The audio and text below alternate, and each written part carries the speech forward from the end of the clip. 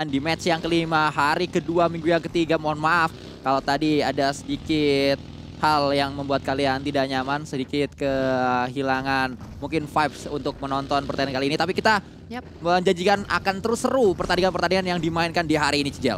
Ya, karena tadi ada technical issue kan. Jadi seperti biasa kita tidak pernah tahu technical issue akan hadir kapan gitu. Dan sekali lagi mohon maaf ya teman-teman, semoga kita masih bisa mengenjoy untuk di match kelima ini. Karena masih nggak apa-apa technical issue daripada trust issue. Betul sekali, karena kan ada lebah nyari madu yang namanya musibah, nggak ada yang tahu. Seperti musibah yang sedang dialami oleh Syamir. Dia nggak tahu kalau akan ada yang datang, bahkan yang datang nggak cuma satu, nggak cuma dua, tapi tiga.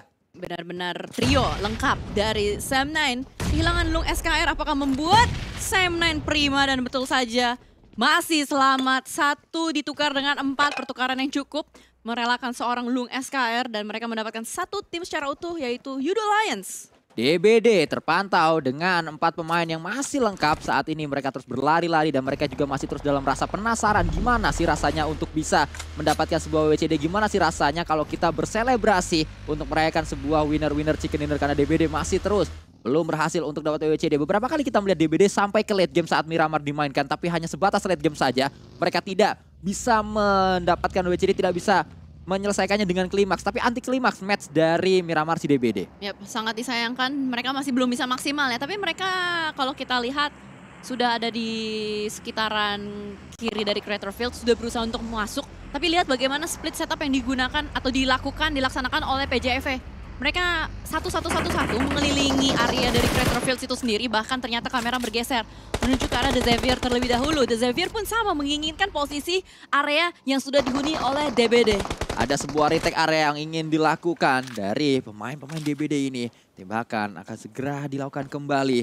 Bahkan Jimmy OP melontarkan satu utility, tidak bisa dengan peluru. Dengan utility pun jadi, tapi terlalu jauh lemparannya. Masih miss the nades, masih belum connect nadesnya. Dan ini membuat adanya waktu atau jeda menyelamatkan seorang Frankie, dan bahkan mereka harus tarik mundur terlebih dahulu dari The Xavier, dan Frankie-nya down lagi. Akibat granat dari Jimmy OP yang benar-benar OP sekali. Lalu sadis apa yang ditunjukkan oleh pemain-pemain dari DBD, mereka berjalan bersama-sama, mereka datang bersama-sama saat ini. Utility pun datang menuju ke arah defensif dari DBD sehingga harus dibangun sebuah barikade di sana, tapi ternyata belum memberikan hal yang menarik untuk tim Xavier. Bahkan Xavier lah yang tumbang di sana. Satu persatu The Xavier ditumbangkan begitu saja, belum ada perlawanan yang bisa dilakukan. Tapi nampaknya satu player yang down dari DBD ini membuat langkah kaki mereka sedikit terhenti. Mereka butuh waktu untuk melakukan reset player terlebih dahulu. Sementara Elimination Phase menunjukkan tadi adanya Bumi Sports yang berhasil untuk menculik satu player lawan. Kamera masih fokus menuju ke arah bagian Creator Fields, bagian dalam dari Creator Fields.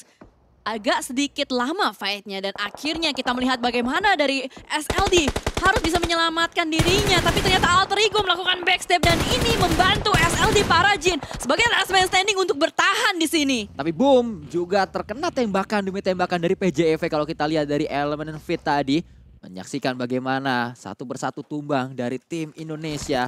Tim yang sempat merayakan sebuah winner chicken dinner. Boom saat ini hanya menyisakan 2 pemain saja untuk sementara waktu. Dan 2 pemain tersebut masih belum terdeteksi oleh pemain dari Alter Ego. Tapi balik lagi, kameranya menuju ke arah bagian Creator Fields masih dengan The Xavier dan juga DBD. Sama-sama awalannya D. Tapi Ziggs sudah mulai memegang sebuah granat. Dia bakal dilontarkan menuju ke arah bagian depan. Tapi Rabis tuh enak banget. Posisinya nyaman, dia punya obstacle besar yang bisa dimanfaatkan untuk buying time. Masih bisa terus dimainkan area-area ini karena memang banyaknya tempat yang ada di sana, banyaknya bebatuan-bebatuan. Kalau nggak ada bebatuan pun seperti tong ini juga bisa digunakan. Yang penting jangan tong kosong bunyinya. Tong kosong nyaring bunyinya. Itu maksud saya. Nggak jadi deh, kasar. Ya lanjut, kita melihat bagaimana PJV melakukan splitnya masih sama, masih tidak ada perubahan sama sekali. Ini adalah split yang bisa dibilang cukup berani ya, resikonya besar gitu dipegang sama PJV. Tapi di sisi lain saat mereka mengambil resiko tersebut, mereka mendapatkan sebuah keuntungan, yaitu angle-nya sangat luas yang dimiliki oleh pemain PJV. Areanya luas yang mereka dapatkan dan informasinya banyak yang mereka kuasai untuk saat ini. Asal jangan overpick, itu doang kunciannya. Ya. Kalau mereka overpick itu bakal Jaga badan. bikin PR. Nah, harus jaga badan karena itu kan open ya, tetap bisa kelihatan dari berbagai macam sisi. Tapi Voin berusaha untuk masuk cukup barbar, cukup agresif menuju ke arah bagian dalam, berhasil untuk touchdown. Tapi nampaknya pemain-pemain dari Boom Esports dilumatkan habis oleh Rax Regum Keon. Ya, tidak hanya PJV tadi yang bisa mendapatkan elimination menuju ke arah Boom. Tidak hanya SLD, tapi saat ini giliran Ararful yang mendapatkan elimination demi elimination atas pemain Boom, sehingga Boom selesai di posisi ke-15. Kita terus melanjutkan fight demi fight yang terjadi di match kelima kali ini. Miramar yang pertama di hari kedua minggu yang ketiga menuju ke arah sebuah jendela predik yang dilakukan oleh Dep tapi tidak menghasilkan apapun. Memang terpantau ini kebanyakan fight-nya adalah long fight atau stalemate, di mana mereka sudah mendapatkan satu titik, satu compound, satu area yang nyaman. Mereka bakal defense, mereka bakal hold aja. Gak mau terlalu tergesa-gesa untuk nge-push atau nge-retake. Bermain dengan waktu juga mengingat ini masih padat merayap. Mereka bergerak, mereka bisa tertembak dari berbagai sisi. Pertemuan antara Geekslate dan juga Bigetron Red Villains tidak terelakkan. Deus menembak, tapi Deus harus berhati-hati juga karena di bagian belakang Deus itu terbuka. Bahkan kembali dari seorang Deus Mini, mampukah dia untuk bisa mendapatkan knockdown pertama menuju ke arah Geekslate karena ini adalah sebuah fight yang begitu intens. Yuhai ketemu dengan mantan timnya kembali, tapi Satar yang menjadi bintang di match kali ini. Lemparan granat pertama dari seorang Genfos ke arah bagian bawah, belum connect juga dan melihat ke arah bagian kanan, melihat adanya satu nyawa, satu pergerakan Mika menembak ke arah bagian atas. Lower ground dimainkan oleh seorang Mika, dua player yang tumbang, belum bisa diselamatkan sejauh ini oleh Geekslate, tapi BTR masih cukup prima sejauh ini juga. Mereka perlu mendapatkan entry area ini. Ya, Bigetron sudah memulainya dengan sangat baik sebenarnya dengan adanya knockdown demi knockdown tadi menuju ke arah Geekslate, tapi Bigetron sudah satu tumbang, tapi akhirnya ada balasan kembali. Satu yang terakhir didapatkan dan Satar betul-betul menjadi bintang di fight ini. Betul-betul membuat Bigetron menang atas Geekslate. Dan Geekslate-nya menangis karena tidak membawa pulang poin sama sekali. Harusnya mereka berhasil untuk menyelamatkan dua player yang tumbang tadi dan entry point mereka dapatkan bergeser menuju ke arah SLD dan juga Box Gaming. Derby Vietnam terjadi di sini. Tapi ada ikut campur dari pihak ketiga. Di bagian minimap kita melihat ada dua warna yang arah tembaknya atau angle shotnya menuju ke arah dua tim ini. Jadi kalau Box Gaming mau nyebrang, mau nge-retake area dari SLD, harus penuh waspada. Ya, Derby Vietnam yang terus terjadi. Bahkan sebuah genderang perang sudah mulai dinyalakan oleh Box. Mereka datang, mereka coba untuk merangsak masuk menuju ke arah pertahanan. Dari tim SLD satu persatu pemain-pemain SLD ditemui. Didapatkan knockdown demi knockdownnya. Parajin jadi yang terakhir, tembakan dilakukan kembali menuju ke arah Parajin.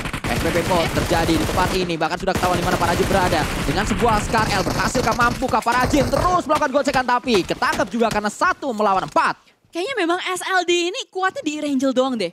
Mereka tuh seakan-akan kehilangan energi, kehilangan magisnya kalau misalkan bermain di Miramar. Kayaknya feng shui-nya itu nggak cocok dengan udara panas. Ya, sehingga memang lebih cocok berada di area-area rerumputan Erangel. Memang cocok untuk kerja di tempat hijau. Iya, karena penghijauan gitu kan. Matanya seger. Ya, makan bayam terus kayaknya ya. Makanya matanya seger dan juga mungkin mereka ada Popeye ya. Jadi makan bayam jadi kuat. Iya, biar tembakannya ember. Iya, lawan Brutus. Tontonan lu gak jauh-jauh ya. Bener kan? Popeye lawannya Brutus kan? Iya, ada Olive. Pacarnya. Benar. Tapi kita melihat juga dari Luxi yang berusaha menguasai bagian high ground. Ngeri juga nih Luxi. The best sniper in the world katanya. Tapi kita tahu bagaimana Luxi dengan Mini adalah sebuah perpaduan yang mematikan untuk lawan-lawannya. Kita tahu hal tersebut berulang kali. Luxi sudah menunjukkan dengan Mininya dan Mininya pun sama, selalu Mini berwarna biru ini. Ini skin ice ya? Ya. Skin ice dan pastinya udah di-upgrade juga sama seorang Luxi. Diberikan tekanan terus-menerus kepada teman-teman dari FaZe Clan. Dan Luxi pintar, Luxi cerdas. Dia tidak mau terlalu berlama-lama di tempat tersebut. Karena kan dari tadi dar der door, pastinya informasi masuk. Orang-orang udah pada tahu posisi Luxi ada di bagian mana. Tapi nampaknya dari kamera harus bergeser juga menuju ke arah entry dari arah bagian utara. Ada Bacon Sam dan juga PWE bertemu Moonboy lagi-lagi mendapatkan satu. Shorty dipulangkan begitu saja. Moonboy terus menjadi bintang dari keganasan PBE. Bahkan Moonboy memang diharapkan mampu memberikan sebuah elimination demi elimination. Tapi Amsile gagal karena S12K yang dimiliki oleh Moonboy berhasil untuk membuat semuanya pulang. Moonboy, satu player ini saja mampu membuat porak-poranda pertahanan dari Bacon Time. Bacon Time nampaknya bukan hari yang baik untuk hari ini. Bisa dibilang dia ngumpulin poin minimalis banget. Ini tidak seperti Bacon Time yang biasanya, tidak seperti Bacon Time yang gue kenal. Malah PBE yang benar-benar lagi gacor banget, lagi semangat-semangatnya juga untuk mengumpulkan poin. Sama halnya juga dengan BTR, akankah mereka bisa mendapatkan poin yang banyak untuk di match Miramar kali ini. Karena kalau kita lihat ya dari entry-nya ini udah enak banget sebenarnya buat mereka. Ya Pak, tapi setidaknya di hari ini kita mengetahui bahwa Bigetron sudah mulai bisa memenangkan sebuah fight. Itu adalah sebuah progres yang sangat baik dimiliki oleh sebuah tim seperti Bigetron yang sedang sangat-sangat terpuruk di beberapa hari ke belakang. Dan tadi kita barusan melihat ada satu player yang berhasil diamankan. Tapi masalahnya Yuhai juga diamankan oleh pemain-pemain dari DBD. Ada Eko dari bagian kejauhan, tapi Box Gaming di sini memantau ke arah bagian atas juga. Sunoas masih terjatuh, masih bisa diselamatkan. Lagi-lagi kita melihat bagaimana open field, teren-teren yang menyebalkan, yang membuat semua player di sini harus extra effort. Sama halnya juga dengan Asal yang berhasil untuk mendapatkan satu. Kapon ditumbangkan kembali, 2 player down dari Box Gaming. Tersisa 2 lagi yang aktif ada di bagian belakang. Menjadi 4 elimination untuk sementara waktu. Utility demi utility bisa dibuka dengan fight semacam ini. Ini adalah fight yang memang membutuhkan knockdown dengan utility terlebih dahulu sebelum kita maju menuju ke arah defensif dari lawan kita. Utilities tersebut sudah dilontarkan dari 2 arah yang berbeda menuju ke satu titik, tapi ternyata Box terlalu cepat untuk melakukan pergerakan. Mulai dicari, mulai diintip. Di manakah keberadaannya? Tembakan dilakukan dan berhasil. Asa mendapatkan 1 player dari Box. Asa sudah mulai bangkit, Asa mengamuk. Ini membuat FWinnie1 harus tarik mundur. Tapi dia panik, dia mau kemana? Dia seorang diri saja, tidak punya siapa-siapa. Hanya dengan senjata dia yang pelurunya minimalis. Dan juga sebuah bagi, tapi dia bertemu dengan alien merah. Di sini ditembakkan menuju ke arah Deus. Tapi nampaknya Deus lah yang tertembak dan Deus yang rata. Oh my god. Tidak jadi lagi dia late game BTR-nya. Ya sangat disayangkan tadi. Satu persatu terculik nampaknya dari pemain-pemain Bigetron sehingga terdengar kata-kata dari Cicel. Oh my god. Gitu. Itu yang kamu sama ikatnya aja. Karena emang kita sedikit bingung tadi. Satu persatu cepat sekali untuk hilang. Saya kira Bigetron masih ada satu yang lain. Iya. Masih ada 2 yang lain. Karena tadi yang terpantau cuma Yuha yang keculik. Ternyata 2 yang lain juga sudah terculik menyisakan 1 player aktif yang terakhir sebagai last man standing yaitu adalah Deus Mini. Dan Deus Mini pun dipulangkan menuju lobby. Tapi senjata yang tidak mini dipegang oleh FWinnie1 AMR ya. Lynx AMR ya. Padahal Lynxnya di sini. Oh enggak ya. Nggak main Lynx hari ini. Iya, tumben ya. Oh kayaknya lagi ada percobaan. Karena Ini kan adalah ex juara dunia plus juara PON. Oh benar, ada red face ya soalnya juara ponnya ya. Tapi memang perpaduan yang patut dicoba juga dengan tidak memainkan Lynx. Apalagi dari Persija EVOS juga udah dapet poin aman, posisi nyaman. Jadi tinggal berusaha untuk mengasah perpaduan yang lain in case misalkan ada terjadi force major kan. Ya, kalau kita tahu Lynx ini adalah seorang baby alien yang sedang naik daun bahwa dia memberikan sebuah utility dengan utility yang sangat baik. Tapi sama baiknya seperti apa yang ditunjukkan oleh Microboy. Lynx berulang kali kita ngelihat dia sebagai elim paling banyak dengan utility di minggu yang kedua. Yap, dan makanya kali ini kita tidak melihat performance atau aksi dari Lynx terlebih dahulu diistirahatkan oleh Coach Sinyo. Tapi Vintores connect-nya menuju ke arah kepala suku. Dan Vintores tahu positioning berikutnya kira-kira ada di bagian mana. Healing terlebih dahulu Vintores. Sama-sama melakukan boostingan juga untuk seorang Morman. Mungkin siap sedia untuk naik ke arah bagian atas. Tapi pertanyaan gue ya adalah, ini Face Clan mau lewat mana nih? Ya mereka harus muter sebenarnya dan kalau dilihat kayak gini sebenarnya tugas dari PJV adalah mereka nggak perlu untuk knockin Faceland, tapi hanya perlu sebatas membatasi aja pergerakan dari Faceland karena mereka akan terkena blue zone nantinya. Ya, itu yang mungkin yang sedang diusahakan oleh PJV karena kita melihat bagaimana pergerakan mereka nggak langsung maju, tapi peluru dari PJV sudah mulai kritis. Kita melihat bagaimana tadinya ratusan sekarang puluhan dan needs dari Morman. Hei Cilako, sudah nih Zuxi sama Redface harus cepat-cepat untuk melakukan backup. Zuxi sudah berlari maju, menyelamatkan 2 player, Microboy dan juga Luxi. Tapi Morman, dia lagi cari jalan. Gimana caranya bisa dapetin PJF yang lain? Tidak mudah untuk Morman bisa masuk. Satu jalur yang bisa dilakukan oleh Morman adalah memberikan sebuah utility agar PJV knockdown pemainnya kembali. Dan dia akhirnya bisa lewat tempatnya PJV. Tapi PJV tadi tidak down sehingga Morman memilih menggunakan sebuah monster truck. Dan ini pun bukan keputusan yang baik sebenarnya karena bisa di-tracking dengan mudah. Yep, dan kamera periksa menuju ke arah mau tembak FPP mau, tapi Mordnya yang tumbang Rangkit. Wah, ini ngeri banget apa yang dilakukan oleh Rangkit. Dia mendapatkan satu persatu player-player dari RRQ juga. Tapi Nerfeking datang. Nerfeking berusaha untuk menyelamatkan. Masih belum dapat juga. Satu player terakhir dan akhirnya rata sudah PBE didapatkan oleh pemain-pemain dari RRQ.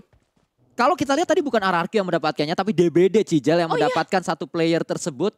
Pemain dari tim PBE karena DBD berada di area dekat dengan fight tersebut. Karena tadi juga RRQ ketutup sama sebuah smoke nampaknya. Dan juga Rangkit, pemain dari PBE itu sedang melakukan proning. Kita kembali menuju ke arah yang lain, menuju ke arah bukit. di saat DBD coba untuk merangkak menuju ke arah winning one. Yang saat ini sudah sangat jelas posisinya ketahuan dan langsung dipulangkan. Yap, karena ada bagi ya kan. Aneh banget.